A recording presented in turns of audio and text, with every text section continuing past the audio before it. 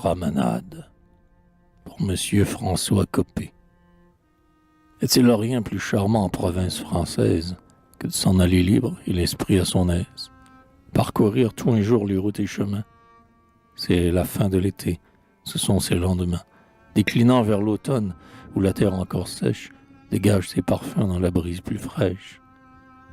L'allure des chevaux s'active et s'en ressent, et sur le terrain net qui monte et qui descend, leurs pas soulèvent à peine un flocon de poussière.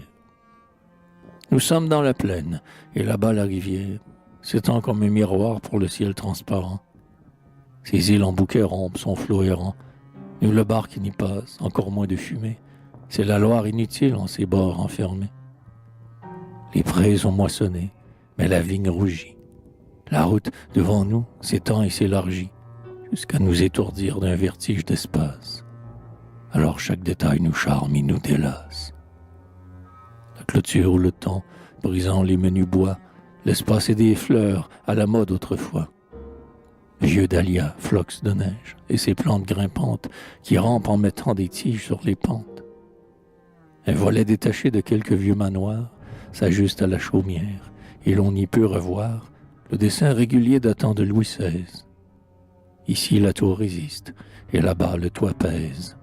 Deux pavillons anciens dans les lierres perdus. Gardait le parc absent et l'air confondu. Une vache pâture, le mur fait la brèche.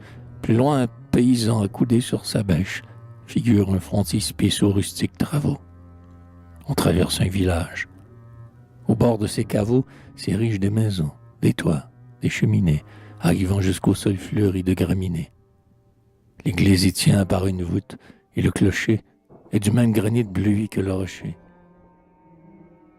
Un rideau s'est levé, juste à notre passage. Une coiffe en l'écart apparaît blanche et sage. Étonnant du village, encore plus du couvent, se dérobe et reprend sa place sous l'auvent. Que d'enfants, presque autant que d'oiseaux sur la route, qu'ils traversent avec de grands cris de déroute, comme font au déclin du jour les martinets.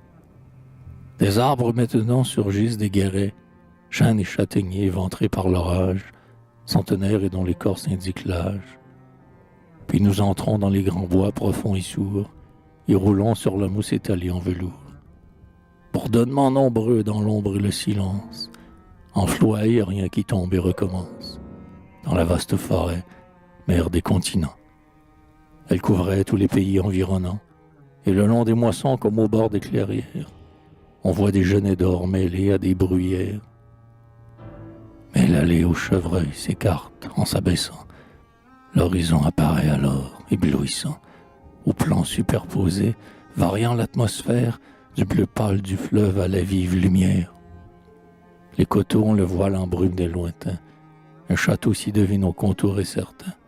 Perdu dans le feuillage, un autre, en sa clôture, laisse voir des frontons de vieille architecture, des tourelles sortant des jasmins enlacés. C'est un domaine au nom des grands exploits passés. Une bataille fut célèbre à cette place. Puis une favorite, abusant de sa grâce, y fit dresser le pont-levis devant un roi. Les temps sont apaisés, nivelés, sang et moi. Du haut du colombier, un oiseau ne regarde. Et, tirant sur sa laisse, un chien seul fait la garde. Nous descendons vers l'eau, fatigués des hauteurs. C'est l'écluse, un moulin, les fléaux des batteurs retentissent égaux dans le noir de la grange. Au retour, nous suivrons le fleuve, il lui échange à tous les chatoiements du ciel capricieux. C'est un enchantement varié pour les yeux. Gouffre vert recelant le triton, la sirène, archipel que le flot en glissant ride à peine. La brise du couchant frappe aux vitres du bord. Puis tout s'apaise, ainsi qu'en un vaste décor où l'on aurait baissé les splendeurs de la rampe. Les passants, les maisons dans une vieille estampe sont découpées avec le respect du passé, dont le contour saillant est bientôt effacé. Le silence assoupit la campagne déserte. On ne sait si le fleuve est bleu, la plaine verte. L'eau qui coule nous fait penser au temps qui fuit. Qu'est-ce qu'un siècle, alors qu'on voit tomber la nuit? Tout se transpose aux vagues éblouies de notre âme. Nous avons en un jour, parmi l'ombre et la flamme, fait beaucoup de chemin dans l'espace et le temps, où les routes changeaient ainsi que les instants. De l'antique ruine aux champs infatigables, des toits majestueux aux chaumes des étables, si bien que nous sentons le choc mystérieux de notre vie actuelle au passé des aïeux. Notre front en reste étonné sous nos voiles pendant l'ascension des premières étoiles.